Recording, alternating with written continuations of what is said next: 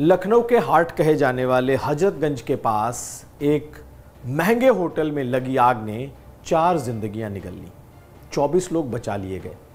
लेकिन इस होटल की कितनी बड़ी लापरवाही है हम आपको बताएंगे, और अब ये भी बताएंगे कि ये होटल भी अब गिराया जा सकता है, ढहाया जा सकता है। आखिर वजह क्या है ये जान लीजिए। इसके अलावा हम आपको बताएंगे कि ओम प्रकाश राजभर की पार्टी सुभाषपा में एक बड़ी विद्रोह बगावत की स्थिति है। महत्वपूर्ण लोगों ने इस्तीफा दे दिया है। कौन है वो लोग और क्यों इस्तीफा दिया है ये भी जानिए। और साथ साथ सरकार गोरखपुर के कई वार्ड का नाम बदलने जा रही है, और खासकर ऐसे नाम हैं जो मुस्लिम नाम से मिलते जुलते हैं। हालांकि आपत्तियां मंगाई गई हैं, लेकिन सरकार ने अपनी तरफ से लगभग कई वार्डों के नाम बदलने की शुरुआत कर दी है। नमस्कार, मैं हूं कुमार अभिषेक, आप देख रहे हैं यूपी तक, और हम हाजिर हैं अपना न्यूज शो आज का यूपी लेकर। हजरतगंज के पास बना लेवाना होटल में आज सुबह जबरदस्त आग लग गई। धुएं से पूरा होटल भर गया। 5 मंजिलों में यह धुआं भर गया, और देखते देखते 4 जिंदगियां खत्म हो गईं। 24 लोगों को किसी तरीके से बचाया गया। रेस्क्यू ऑपरेशन कई घंटे तक चला।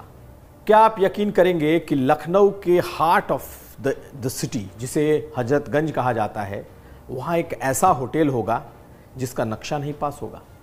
और यह राज भी कब खुला? तब खुला जब इस होटल में भयंकर आग लग गई। 4 लोग मर गए, 24 लोगों को किसी तरीके से बचाया गया, और 10 लोग अभी भी अस्पताल में जिंदगी और मौत के बीच जूझ रहे हैं। यह होटल लेवाना होटल है लखनऊ का।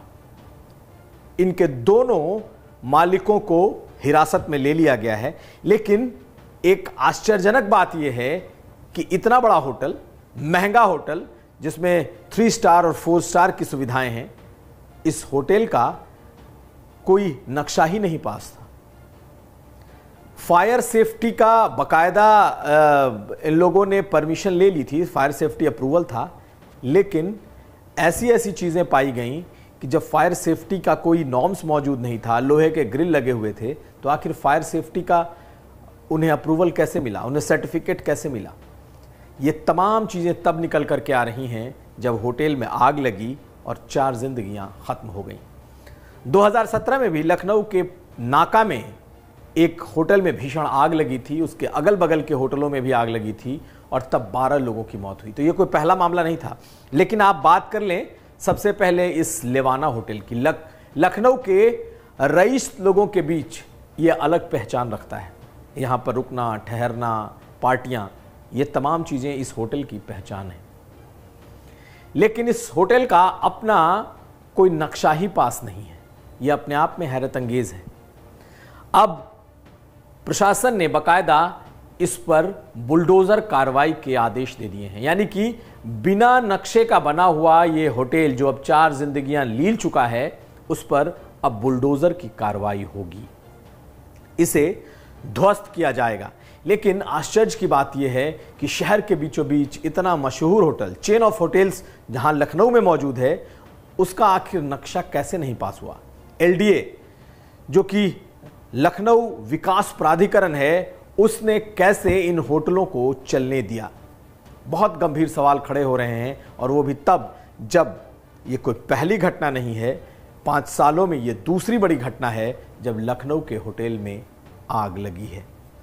फायर सेफ्टी पर भी बड़े सवाल हैं कि आखिर फायर सेफ्टी का सर्टिफिकेट, अप्रूवल आखिर कैसे मिला है, जब फायर सेफ्टी के जो मानक हैं वो बेहद ही गलत पाए गए हैं।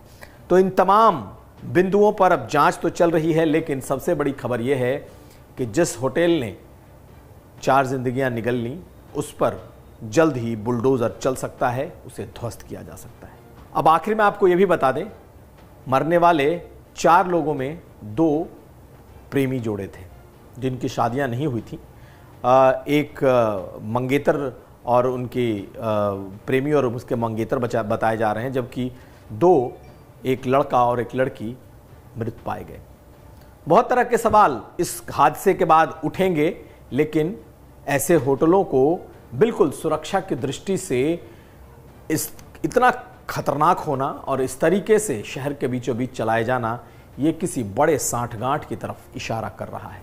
अब देखना है कि क्या एक कार्रवाई भर रह जाएगी या इसमें आगे भी कार्रवाई होगी। और आपको एक बात और बता दें कि इस लेवाना होटल कांड के बाद अब वाराणसी से लेकर प्रयागराज तक के कई होटलों में जांच के आदेश दे दिए गए हैं और लखनऊ में न सिर्फ प्राइवेट होटल बल्कि कई निजी अस्पताल जो कि बिल्कुल मानकों के खिलाफ चल रहे हैं, जिसमें सुरक्षा का कोई प्रबंध नहीं है, खास करके फायर सेफ्टी, ऐसे अस्पतालों और होटलों की न सिर्फ लिस्ट तैयार की जा रही है बल्कि उन पर अब कार्रवाई भी होगी। ओम प्रकाश राजभर की पार्टी सुभाषपा में बड़ी बगावत हो गई है। यह बगावत पार्टी के बड़े पदों पर बैठे लोगों ने की है, जो बेहद ही करीब ओम प्रकाश राजभर के माने गए, बताए गए, यहां तक कि उनके रिश्तेदार तक हैं। ऐसे लोगों ने पार्टी में बगावत कर दी है। महेंद्र राजभर ये पार्टी के कार्यवाहक राष्ट्रीय उपाध्यक्ष हैं। इसके अलावा एक उपाध्यक्ष, कई महासचिव और ऐसे कई नेताओं ने पार्टी छोड़ दी है। और पार्टी ऐसे वैसे नहीं छोड़ी है, कई तरह के आरोप लगाए हैं और मऊ के तिराहे पर खड़े होकर 30 नेताओं ने अपनी टोपी उतार दी और यह कहा कि अब इस पार्टी से उनका कोई लेना देना नहीं है। वजह भी सुन लीजिए। वजह यह है कि अब यह पार्टी ओम प्रकाश राजभर नहीं बल्कि मुख्तार अंसारी चला रहे हैं। महेंद्र राजभर ने तो यहां तक कह दिया कि महेंद्र ओम प्रकाश राजभर के बड़े भाई के समान मुख्तार अंसारी हो गए हैं और सब कुछ उन्हीं के दिशा निर्देश पर चल रहा है। 2-3 लोग हैं जो कि पार्टी से जुड़े हुए हैं और वही दिशा निर्देश देकर इस पार्टी को रन कर रहे हैं। यानी कि बड़ा आरोप है कि सुभाषपा अब ओम प्रकाश राजभर की पार्टी नहीं बल्कि मुख्तार अंसारी की पार्टी है और वही चला रहे हैं। यह आरोप महेंद्र राजभर ने लगाया है, जो कि पार्टी के कार्यवाहक उपाध्यक्ष हैं।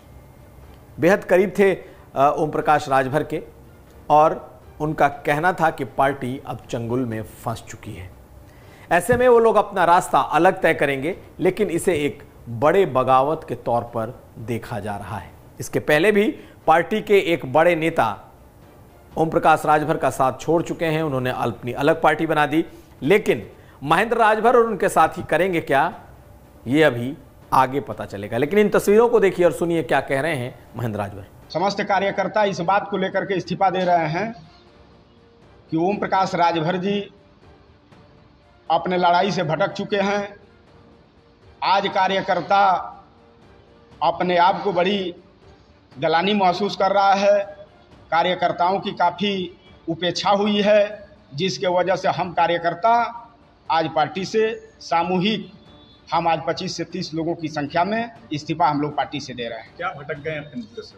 जो नेताजी की लड़ाई थी, आज नेताजी की लड़ाई परिवार पर ही आकर के खड़ी हो गई है।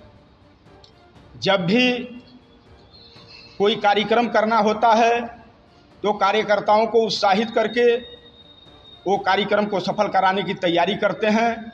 और जब कार्यकर्ता के सम्मान की बात आती है, जब कार्यकर्ता को चाहे जिला पंचायत लड़ने की बात आती हो, चाहे विधानसभा लोकसभा लड़ने की बात आती हो, तो कार्यकर्ताओं से पूछा नहीं जाता है, उनसे राय नहीं लिया जाता है। बस 2 से 3 लोग निर्णय लेते हैं और उनके एक बड़े भाई हैं जिनके बारे में कई बार उन्होंने प्रेस मीडिया में जानकारी आप लोगों को दिया है। अगर 3 लोगों के फैसले के बाद अगर किसी से फैसला लेना होता है तो उनके एक बड़े भाई हैं, उनसे फैसला लेते हैं। हम कार्यकर्ता आज इनके लड़ाई से और दुखी होकर के पार्टी से इस्तीफा दे रहे हैं।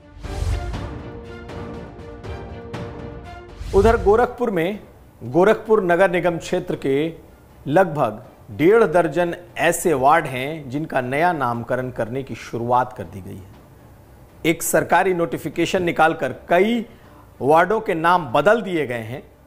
उसमें मियाँपुर का नाम मायापुर कर दिया गया है, अलीनगर का नाम बढ़कर आर्यनगर कर दिया गया है। ऐसे कुल 15 नाम हैं। हम आपको बताते हैं कई ऐसे नाम। हालांकि सरकार की तरफ से ये कहा गया है कि ये नाम बदलने की कवायद की एक शुरुआत है, लेकिन इस पर आपत्तियां मांगी गई हैं। यानी कि अभी नाम बदला नहीं गया है, लेकिन नाम बदलने का प्रोसेस ज़रूर शुरू हो गया है।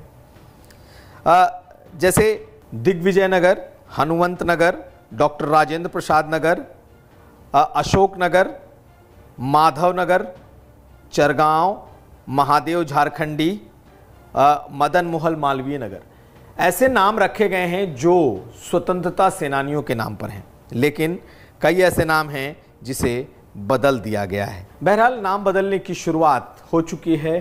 सिर्फ गोरखपुर ही नहीं, कई दूसरे जिलों से भी अलग अलग वार्डों के नाम बदलने की मांग शुरू हो चुकी है। लेकिन इन नामों के पीछे भी एक कहानी है।